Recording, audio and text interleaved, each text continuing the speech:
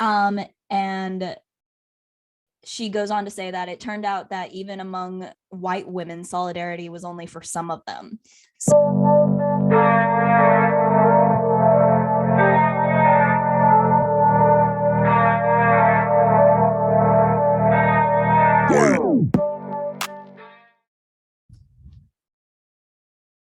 The recording is in progress. Hi. Hi, how are you? Good. Happy International Women's Day. Yes, happy International Women's Day. I normally post on Instagram this day, but this year I'm slacking, but it's still a great day. It is a good day. Like, I still see some comments of, when's there an International Men's Day? And I'm like, be quiet. No, this is our time. This is our time. And on that note, I feel like we could just take a second and a deep breath and just really sit in the chaos that is today's society and just recognize that, you know? Absolutely. And just the fact that it is just absolutely wild, the things that are happening as we are recording this. Just acknowledging that it's all we can do, but like acknowledge it. Yeah. It's mayhem. This is absolute madness. We're fine. This is fine. Yeah. Like, how do you celebrate the amazing women in your life typically? Because every day should be International Women's Day. Yeah, it'd be great if we didn't have to have a day, because then it was every day, but because we have to have a day, I definitely I've gotten more into buying flowers for women in my family, which I love because it's kind of old school. So people don't really do it that much anymore, unless it's like the day of Valentine's Day. You see like a line of people buying their Valentine's roses. But that's kind of my favorite way, because I love flowers and I love giving people flowers and I love the women in my life. So it just meshes everything together perfectly. What about you?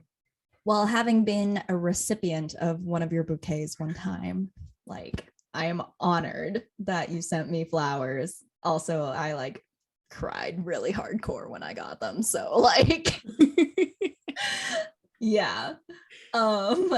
I love to just honor the resilience and the like just tenacity of the women in my family. A lot of them are just like, keep your head down, keep digging, and don't let anyone like get in your way, mess you up type of a woman. Like, right now I want to acknowledge my amazing grandmother, who went to one of the very first speech pathology language programs, got on a bus by herself because she had a speech impediment whenever she was younger. And so she got on a bus when she was like 9 by herself and went to, I think it was the University of Michigan. Oh my goodness. Back in like whatever time period. So yes. Love you, Mama. She is my hero on so many levels. She sounds like an amazing woman. That is incredible. Yep. And she still beats me at dominoes. And her favorite artist is Justin Timberlake. So like, ooh, okay. So she's got like a somewhat contemporary taste. Yeah. Her signature dance move is sexy back, is like this like little like, I don't know how to explain it, but like it's just like a it is awesome. That is what it is. Yeah. So like, I just love to admire the women in my family. For sure. I think it's a great segue to go into our next book too, which is Hood Feminism. Woo. What a fantastic segue. What an amazing time to start this book. Yes, our timing this time is impeccable. We couldn't have planned that because we didn't. I do love this book. I mean, just from like the intro and then the first chapter, I feel like I'm about to learn so much, and then also be really affirmed, but then also be like whipped into shape, just all at the same time. Yeah. Don't you love books that really just like, it's like I read before bed to relax, but then there are also books that just kind of like pull you out of your skin, beat you over the head, and then shove you back down. And then you're just like, okay, I can sleep now. I'm guessing this is the latter. Yeah. This book is not for the faint of heart. I tried to read it one time during a flight. This is not a flight book, people. No, just from what I've read, it's certainly something you need to like sit down and be grounded and ready for all the things that are going to be revealed. Yeah, possibly like have your favorite beverage of choice, minus sparkling water, like next to you for comfort, because you're about to get like your world rocked. Yes. Just speaking of that, she talks about how she's not nice. She's like, I think she said that in the intro, I am not nice. Yep. And so it just really sets the tone of, oh, she is about to tell it as it is. I also love, I was looking at all the good things that people were saying about the book. And one, Gabrielle Union wrote a review and said something fantastic. And I was like, I don't really need to read any other ones because Gabrielle Union approves. And then our favorite Nicole Chong also wrote a positive review. And I was just like, oh, we chose the right book. I'm just, can't get over it. So excited. All right. So just like to give an overview of this book, we're going to take it either one chapter or two chapters, depending on where we go, a week. So the topics that it covers are solidarity is still for white women, gun violence, hunger, the fast-tailed girls and freedom, it's raining the patriarchy, how to write about black women, pretty for a ... Black girls don't have eating disorders, fetishization of fierce, the hood doesn't hate smart people, missing and murdered, fear and feminism, race and poverty and politics, education, housing, reproductive justice, eugenics and maternal mortality, parenting while marginalized, allies, anger, and accomplices. That was impressive. I'm impressed. Thank you. We're gonna get to cover all of it, and I'm so ready. Yes, the one that keeps pumping, or like I keep getting interested in when you read it, is Fast Tail Girls and Freedom. Something about that, I'm really excited for when we get to that part. It's gonna be good. It's gonna be good. So like, just to start off, what did you think of the introduction? Like how she just, here's the book, here's what it's gonna be, boom. I loved the introduction. So many pages are basically fully highlighted because I thought she used some really incredible quotes. I thought she brought some really good points. I think specifically about the introduction that really stood out to me was how she talks about white feminism and how it comes from a very privileged point of view where all your basic needs are met. And I'm not white, but I definitely came to the feminist space kind of in that same thing of like, oh, equal pay and like advancement in leadership for women as opposed to water safety or food access or very basic needs. I didn't even think about that from a feminist perspective. So I felt a little called out, but in the best way possible. I love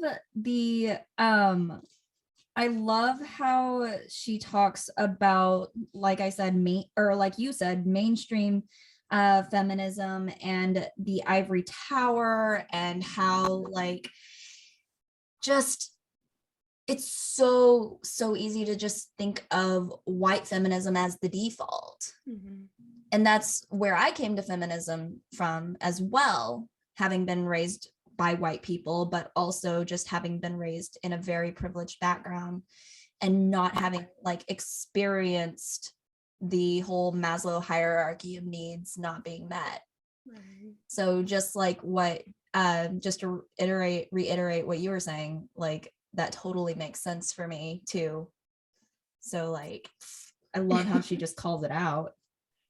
Yeah, when she talks about just how anything, I'm not sure if it's this or the next one, but regardless, when she talks about how every single aspect of a life that affects a woman is a feminist issue. I love that broad definition. And I wish that was the one that was mainstream, because it's so true. And I think because what is mainstream is this very,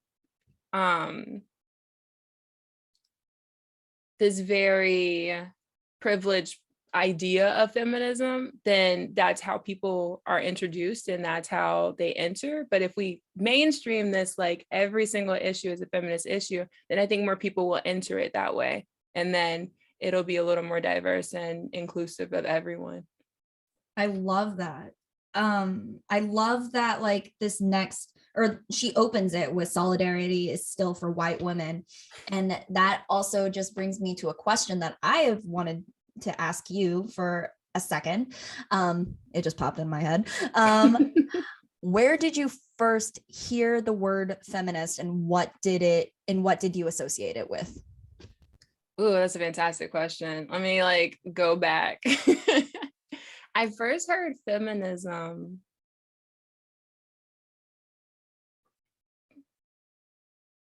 Oh my gosh. I'm thinking about college. I'm trying to think, did I hear it in high school?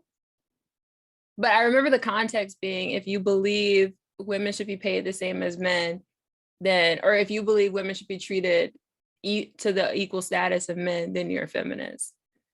So I was probably like older high school, young college area. That's a great question. What about you? I was thinking the first time I heard about feminism and identifying as a feminist was when I was being told by members of my family not to identify as a feminist. Okay. A male identifying person in my family, not calling them out this time, literally said, "Oh no, don't identify as a feminist, Hannah. No, don't do that." And I was just like, why? Why is that such a bad thing? Mm-hmm. And then naturally I ended up where I am now. I was about to say, I think baby Hannah was like, "Oh, you said don't? Let me like do that 10 times over." Why did they not want you to identify as a feminist? I have no clue. The biggest part of that conversation that I remember is that family member saying, "Don't identify as a feminist, Hannah. You don't need to do that." Wow. I mean, and Mikki talks about how her grandmother didn't identify as a feminist. I feel like it's for a different reason, because Mikki talks about how it was just saturated with racism. So her grandmother was like, "No, I don't want any part of that," which, you know, as a Black woman, you totally get. But society wise, like with our culture today, I would just assume that it's because people think, "Oh, like you hate men," or some of those like outrageous beliefs where specifically male identifying people feel attacked. And so they're like, "Oh, no, stay away from that." It's very interesting because I grew up in a very patriarchal structured home. Okay. Yeah. There were very, like, it wasn't like outright, these are the gender roles and here are the rules to abide by. It was a lot of very, like, there were soft cues, there were just like nods of approval, there weren't vocalizations that behaviors were encouraged or discouraged. It was a very subtle way of shaping a culture, a community behavior. And so it's very insidious that way. So you don't even realize it's happening until you hear, "Oh, don't be a feminist," and then you're just like, wait a second. What is happening? Yeah, it certainly is a common theme of just like, I mean, when we talk about how you're not, it was probably Kendi, and he said, if you're not actively taught to be feminist, then you're being taught to be sexist. And so when you like actually put it all together and it's like, "Oh, feminism, you're telling me not to be a feminist. Oh my gosh, all of these things my entire life have been really sexist." Yep. There we go. There we go. So coming from these two perspectives of feminism and going into this first chapter, saying that solidarity is for white women, and mainstream feminist solidarity, like, you and I do not identify as white women, first of all. No. So as someone that doesn't identify as a white woman, how did you feel reading this chapter? Hashtag solidarity is for white women. I mean, this is what I understand now about the feminist movement and how it is so whitewashed and caters to white women. So it wasn't new. I love her perspective though, like how solidarity, when you're talking about problems that affect Black women, brown women, or different populations within who identify as women. And so you're talking about your struggles and then you're being silenced. Or when you talk about it, people are saying, oh, but that's decisive. I never thought about it in those terms. And I feel like it's all over the place, where you have this space that's supposed to be for, in this case, for women. And then when some women talk about their experience, if it's not what, in this case, the feminist movement is trying to move forward, then they're saying, oh, that's divisive. And if that's the case, then you're asking me to give up, or you're asking someone to give up, to be silenced on a part of their experience for the sake of the group. And that's not real solidarity, as Mikki beautifully illustrates. You're asking people to really, to not share their experience and to be sacrificed for the greater good. But it's not the greater good if everyone's not benefiting from it. You just said that so perfectly. I am constantly in awe of you, and I am so grateful that you are my co-host for this podcast, and even more grateful that you are my friend and that I get to experience all of this stuff with you. Thank you. Yeah, I just fangirled over you for a second. I was really excited about that.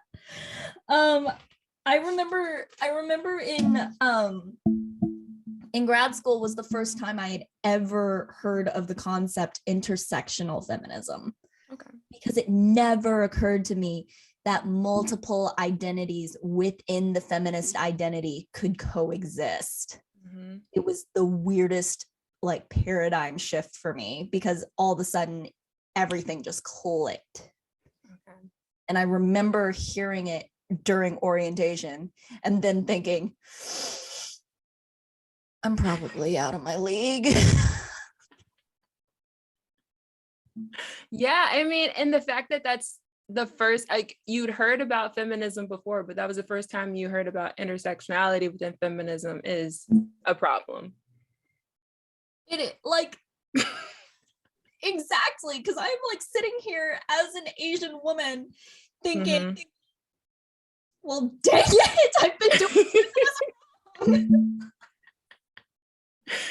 Yeah, I mean, Mikki just goes so beautifully into it, because she talks about, I mean, you an Asian woman, me a Black woman. And so you talk about, and Kendi kind of talking about this too, you've got this Black space where there's sexism, you've got this Asian space where there's sexism, but then you've got this feminist space, or this space for women that's racist. So, and Mikki says, I think she says exactly, so neither part of you is safe. And people wonder why I have anxiety. No, I'm kidding. I'm kidding. It's a lot of other trauma, but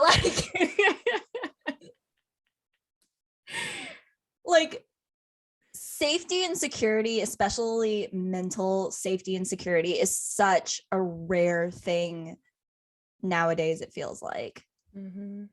And for us to be talking about feminist issues and feminist circles, and you want to be able to feel safe in a camaraderie within these communities, But if there's racism in there, that attacks not only another inherent part of you, but like it's literally like,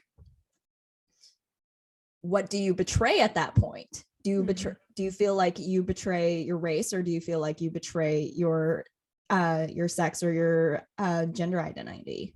And like, why do we have to choose? if we're not safe in either space, then we don't have a space, which is, I mean, we all deserve that like space where we feel very comfortable being who we are. Exactly. And that's just so crazy. It's so crazy. I love how Kendall just pulls it out of there that, like, 53% of white women voted for Trump. It's like the shock of it is just sadly hilarious. And she goes on to say that it turned out that even among white women, solidarity was only for some of them. So like, yes. And I'm also going to pull out another quote because she like really went in. She said, they were shocked to discover that the solidarity they never offered wasn't available to them either. She's just coming after everybody, and I love it.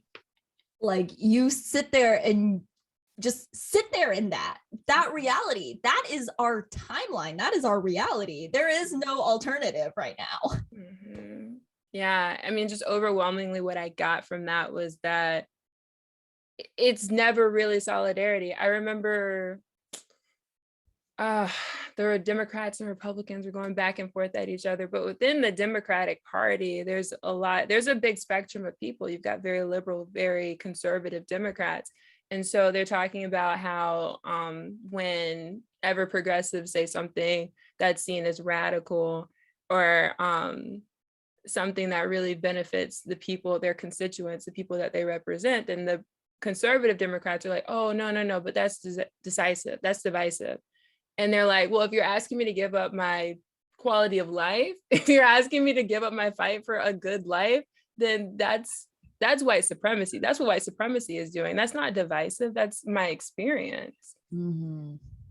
Like, I think one of the most one of the things that comes like to the front of my mind is that time when one of I forgot which representative it was, but attacked AOC in a very sexist way. Yep. And said some really horrible things. And I remember AOC's response was that being someone who has proximity to someone that identifies as a woman does not make you feminist. It does not make you a decent person. Yeah. Oh, yes. Feminist, but it was Representative, what's his name? Are you looking it up? I am currently looking it up. I know exactly. Ted Yoho. Yeah. Yoho. Yeah. Yeah, because go ahead.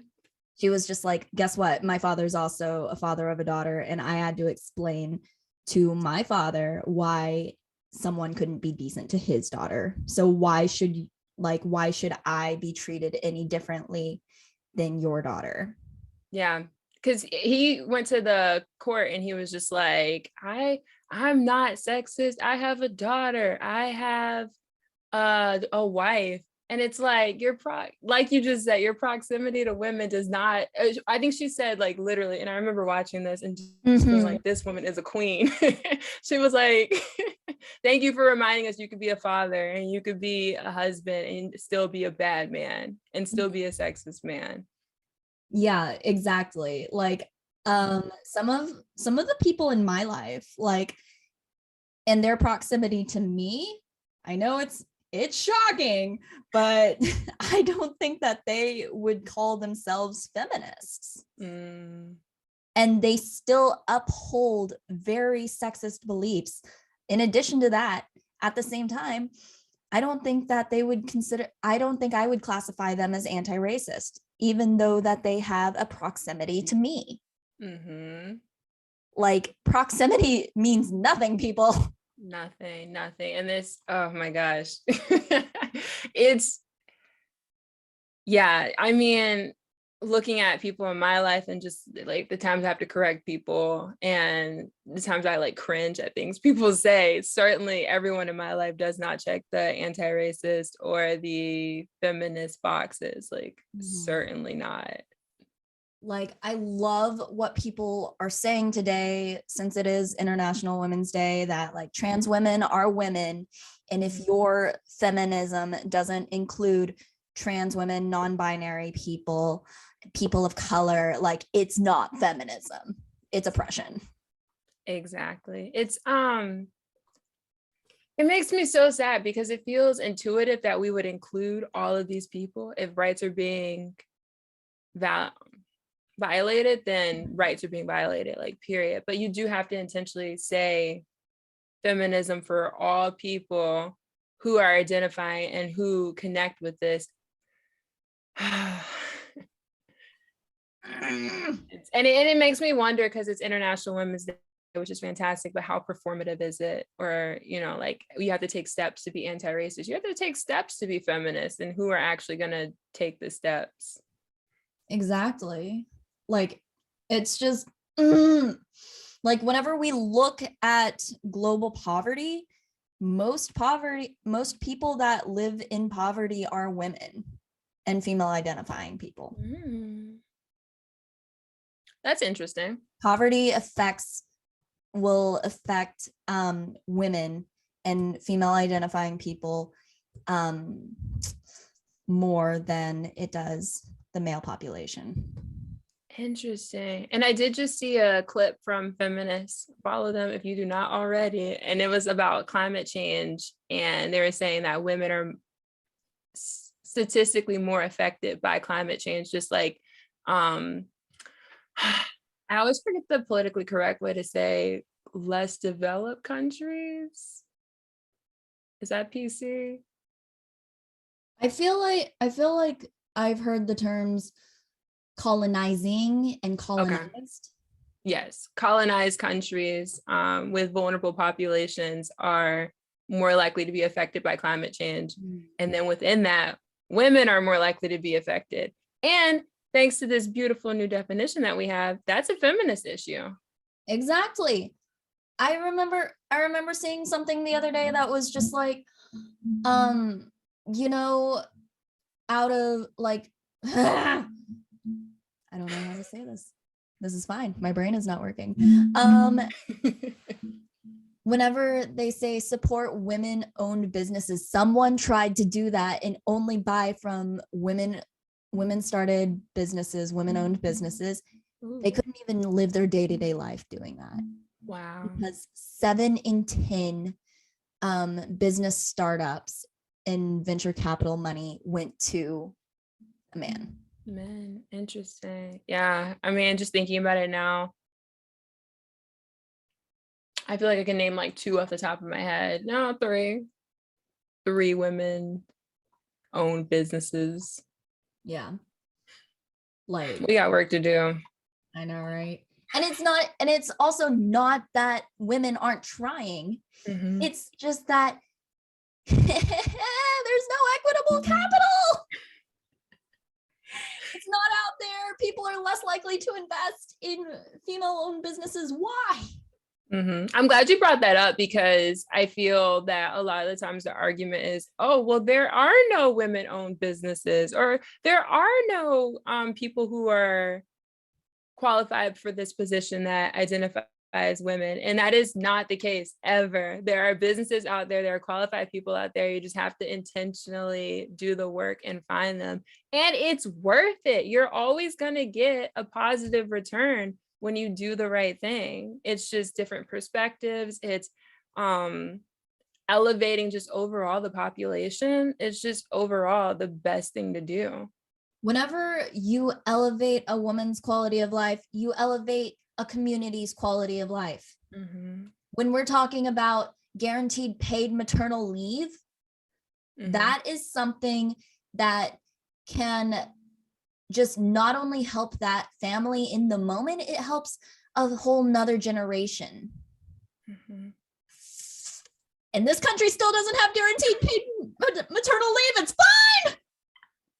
It just makes me really sad how, like, the way capitalism works, people are treated like machines or robots. And if we really dived into just being humans and like allowing time when things happen, allowing time when people get pregnant. I mean, if you allow that time for people to be people and allow that space to, I know it's like a little uncomfortable and it's easier if you're just like, this is what I need done. But if you allow that, then I find people do a better job because then they're allowed to be them. Is a profit margin really worth sacrificing like quality of life? And apparently for a lot of people it is. Capitalism, unfortunately, absolutely values profits over quality of life, which is really disgusting and unfortunate. This is all fine. This is all fine. So like one of my favorite Bible verses ever would say feed, like visit the widow, feed the orphan. That one. I saw someone meme it. Yep, they're memeing the Bible now. That said, visit the widow and feed the orphan, cry for justice or something like that, but not like that, you stupid socialist. I just love social media. I will try to find that and I will link it, which you will find on our YouTube channel, because that I feel we should all see. That's fantastic. Just like, not like that, you stupid socialist. It's, oh my gosh. I think Mikki would approve of that. Like, when communities are able to come together and support the women and the female identifying community members, they like communities are so much better off. Mm-hmm. Like I remember there were studies of microloan programs in colonized countries where the money and finance situation was provided specifically to the women in the household, and they were able to make a return. It was able to like, they were able to like double their profit or something like that. It's like something like really like ridiculously like this should have been intuitive. Like invest in women, people. And like on average, women hold more degrees than men. Yep, for sure. I think invest in women just really makes me think about everything that's happening in the sports world and how the U.S. soccer women team, they just settled and they get equal pay from here on out for U.S. Soccer Federation, which is amazing. Oh, I'm actually wearing their world champion shirt. Love them. One of my favorite teams. And I think about like, I'm from South Carolina, so Dawn Staley, who's the women's basketball coach, who's got this ridiculous contract now. And by ridiculous, I mean, she's earned it and it's all hers. And we love her and how we're moving in that direction. And so those are just some things to highlight, because I think, and one thing I love about sports is they deal with everything we deal with, but it's just all in this nice little confined area, and we can watch it and be like, and I can think, oh, but this is so similar to what's happening in my life too. It is like just like one of, have you ever heard this comment and it just makes you, whenever it comes to sports.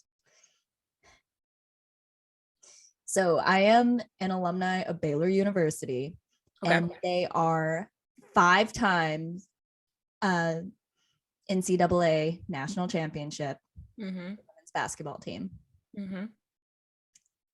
Members of my family. Okay, I'm gonna call out my dad. Dad still thinks that men's basketball is more entertaining. Has he watched the women's game? Has he watched the women's game? Yeah, he was just like, it's just different and it's slower and they don't jump as high. And I was just like, I think in general, there is a difference between women and men's sports. the way men and women play, it's different. I think specifically we're talking about basketball, I think it's just more strategic. I think there are nicer passes. I think there are just plays that blow your mind a lot more, and men's just feels like it's a power play. It's a lot of charges. It's a lot of 1v1s, which, I mean, the intensity level might feel a little different, but if you want a smarter game, I like the women's game. I like watching the men's for sure. And that's the thing. I think you can just respect the game because these women are balling, and you don't have to like put them down just to make the men's game elevate. The men's game actually elevates when you invest in the women's game. The game all around us.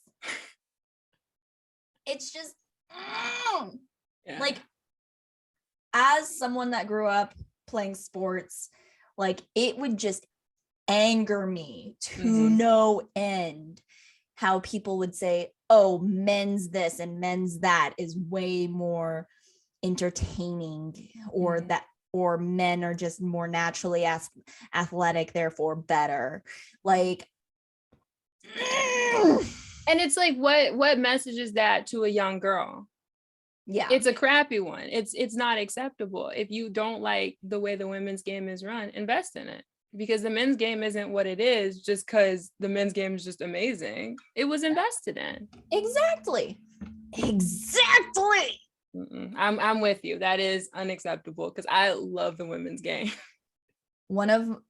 I'm also just going to put in a plug for Quidditch in college. I played Quidditch in college, and it was, I forgot which magazine or which publication called it, but they said that it was the most progressive club sport out there, because we had a gender rule. So it meant 2 of every identifying gender had to be on the pitch at one time. Okay. And it was 7v7. So like, it left everything just wide open for people of everywhere on the spectrum wanting to play. And it was really interesting because as someone that identified as a feminist and still does identify as a feminist, it was pretty awesome whenever you saw like someone who was like my size. For those of you that don't know, I am 5 foot nothing, but I got to go and tackle dudes that were like 6 foot tall. It was pretty empowering as a tiny woman. I mean, the rule is, it's unfortunate there has to be a rule, but look at the benefits of it. I mean, you hear like when they talk about college sports, things have to be equitable because of Title IX. There is no Title IX in professional sports. So the fight is just like so much more uphill. So, I mean, it's unfortunate that there has to be a rule, but it works. And I think if you can get the equity, if you can get the rule, if you can get the equity through the rule, and you can get the rule in and it's followed, the goal is attained. And like, there was never that I recognized, there was never an issue of like, well, guys are gonna hit girls really, really hard, because girls hit the guys just as hard. It was funny. I saw a girl like straight up just like knock a dude down, like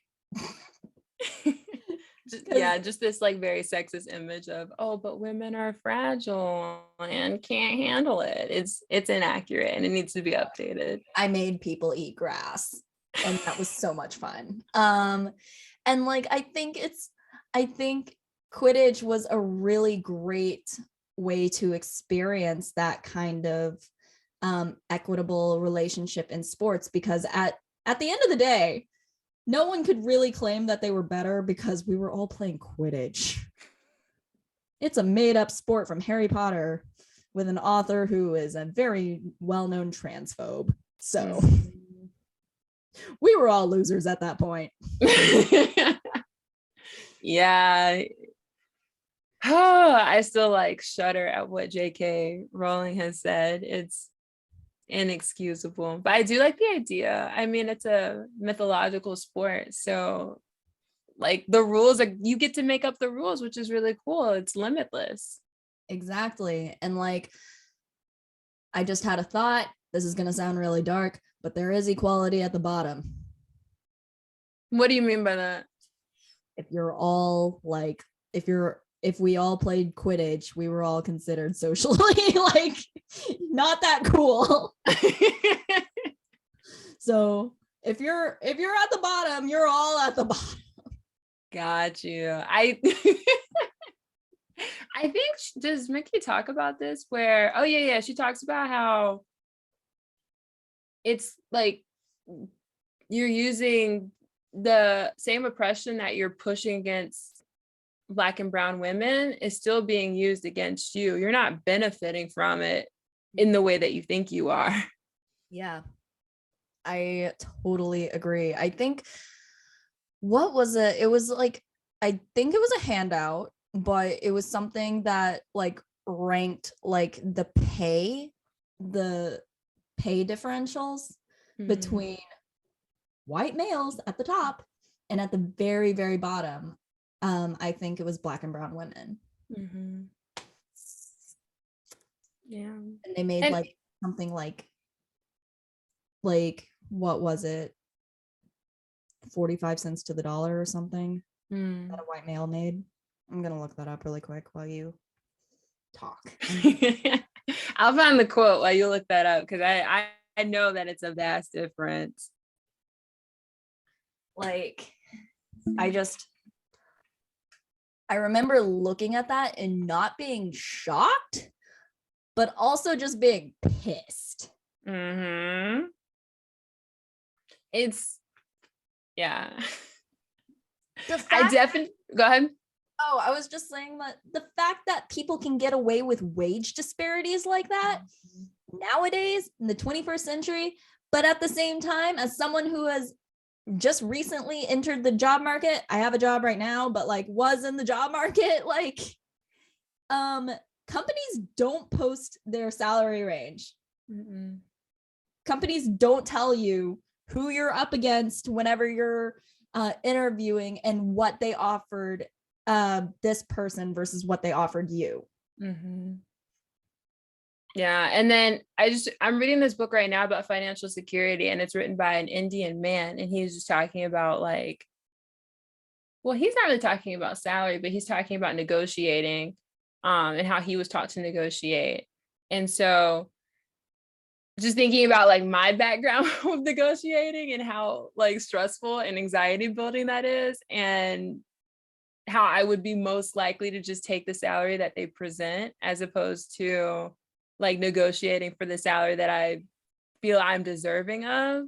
It's certainly, because I feel part of that disparity is like the privilege of and like the entitlement, knowing like, oh, I deserve this, so I'm going to negotiate for this. A white man is going to feel more entitled than like me, a Black woman, who's like, oh, but I just want a job and I'll take whatever you pay me. I found it, by the way. It's okay. 63 cents. I was off by like, what's 63 minus 45? I'm not good at math. Anyways, nope. I was only off by however much that was, but it's still not good. It is way too much. I mean, that adds up. Like, this article says on average over the span of their career, Black women make 1 million less. And then at the bottom of the article, it says systemic racism and the gender pay gap. It's always very shocking to me that we all know this, and yet not much has been done. Like, it continues like this. Like, and so Mikki talks about this, and she talks about how we fight for equal pay, and the idea, people are like, oh, but solidarity, don't share your story. We'll have a united front. We'll get these rights for white women, and then it'll trickle down. Well, it won't. It won't. We can see from affirmative action, yeah, that it's just like the residual effects. First of all, it shouldn't trickle down because we're all human, but also we see that it doesn't, like it benefits the intended group, which are white women, and then that's it. When will people realize that trickle down only works with gravity? That's a fantastic question. Like, seriously. Mm-hmm. Seriously, trickle down, like whenever it comes to giving these companies giant tax breaks for it to like go and benefit even like the lowest paid employee, it doesn't. It gets hoarded at the top because people are selfish and humanity sucks. There was a time in the economy where if like inflation happened, or not inflation, but if something happened and more profits were made, then that was seen in people's paychecks. But now to your point, it definitely just goes into the CEO's pockets and everybody is still struggling with their typical salary. So things have certainly changed. Like, we have billionaires going to space and people still don't have clean water in this country. Mm-hmm. Yeah. Like, I think you bring up a great motto. Trickle down only works with gravity. That's it. Like, come on, people. Like, why hasn't Jeff Bezos paid for Flint, Michigan to have clean water? It's this conversation I have with my cousin, or discussion I have with my cousin all the time, because it's like right now the system benefits and rewards people for the idea and not necessarily for the follow through. So the CEO, the founder, the owner, they get the money, and instead of the people who do the work every single day. I mean, the fact that we're even arguing for a minimum wage, a living minimum wage, it speaks to the greed and the lack of just so many things, just the lack of caring for people that our government is designed to do. You cannot have, like, you cannot rent a decent home, apartment, home, whatever you want to call it. You can't do that in any state on minimum wage. No. You can't afford an actual home if you are working full-time on minimum wage. Never mind, like, I don't know, health insurance, dental, and eye insurance, which it's bizarre to me. Why is eye separated from medical insurance? Like, why is ophthalmology and like dental separate? Like, you can't function without your eyes and teeth. Yeah, that threw me off because like, what? I need to go to the dentist. Why is this not covered in my health insurance? It is a part of health. Like, I didn't mistake that.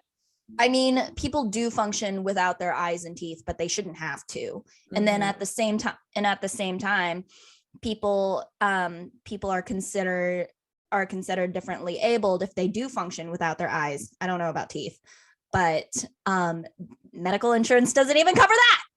It's like, it's health. So I don't understand why it wouldn't. Yeah. Yeah, I don't understand that, but certainly, I mean, this all goes back to capitalism and white supremacy, and capitalism specifically. It's all about the bang for the buck. And so it doesn't make sense to me that the owner or the founder of a company can have millions of millions of dollars, but the employees who actually do the work have to work like 3 jobs in order to survive. You are, at that point, you are living to work. Yep. Like, I was having a conversation with one of my friends the other day, and we were talking about like how even the this is going to get morbid, death industry is commodified.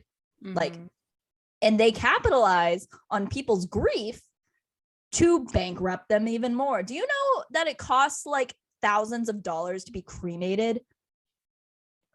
I did not know that, but I know funerals cost a lot. Yeah, thousands of dollars for sure. thousands of dollars. People like, okay, between health insurance and funding for funerals and memorials, that covers like roughly 70% of GoFundMe, I'm pretty sure. Yeah. I know a third of GoFundMe campaigns were medical bills. When people are having to fundraise for their family members' deaths, you would think there'd be some representation that's like, oh, actually, you know, we should cover this, like we should take part in this, because I mean, like, quite literally, when you're talking about death, when a loved one passes away, you pay so much money for all of the things, for the service, for the casket, and it's literally going into the ground. Literally. And I mean, a big push right now that I've seen is life insurance, and people making sure they have life insurance policies so their families don't have to go fund me for a funeral. And that's just so heartbreaking to me.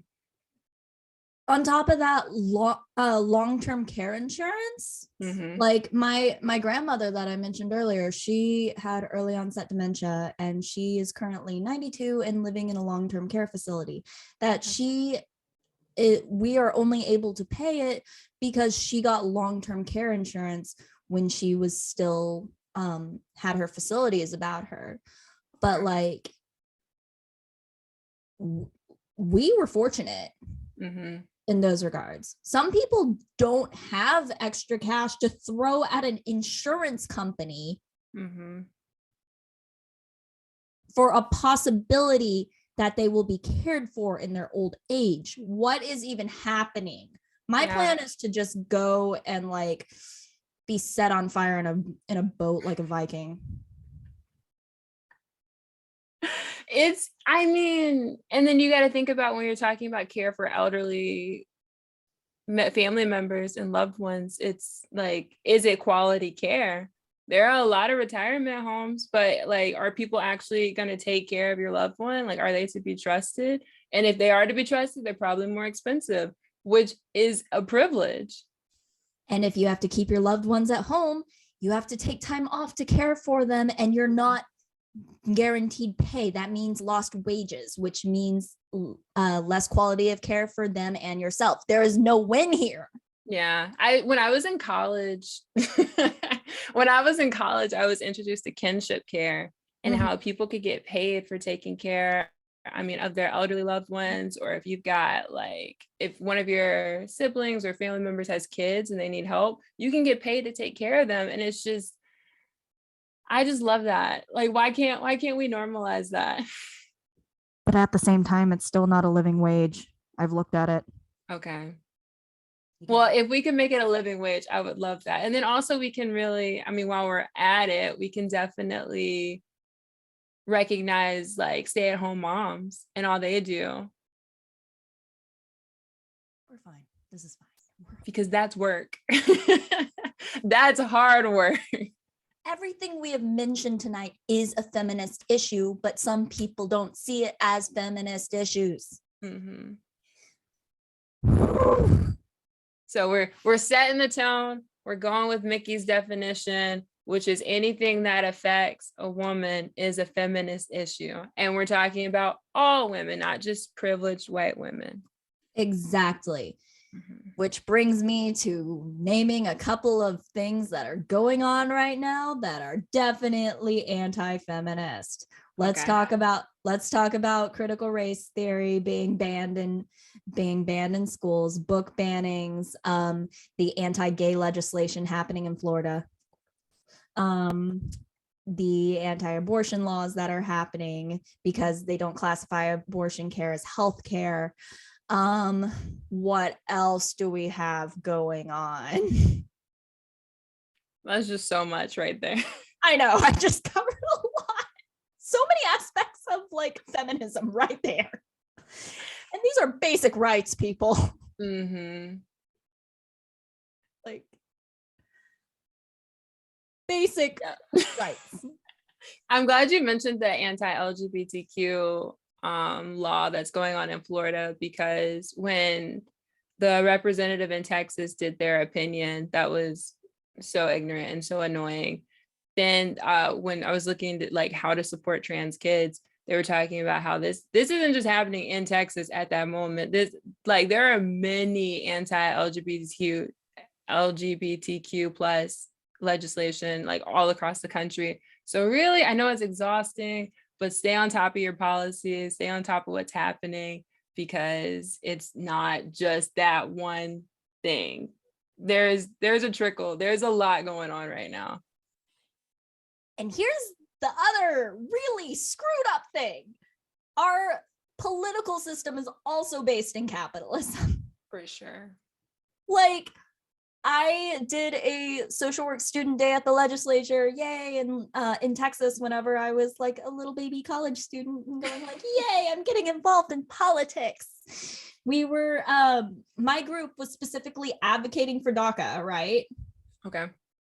In 2014. In 2014, okay. We were advocating for DACA. And we went to the Texas state legislature. Like, DACA is a federal initiative. It's not a state thing, but our local state representative did not know what DACA was. And I was like, sir. A state representative? Of a border state. An elected official. An elected official. Also, I was one of 3 people of color in that group, 4 if you count the professor. And the representative made very creepy eye contact at me and the other ones, like over and over, like just glossing over the other white students to make sure that they said, I'm not racist, but, and I'm sitting there cringing. And then all hell, Professor Goatley just goes off on him.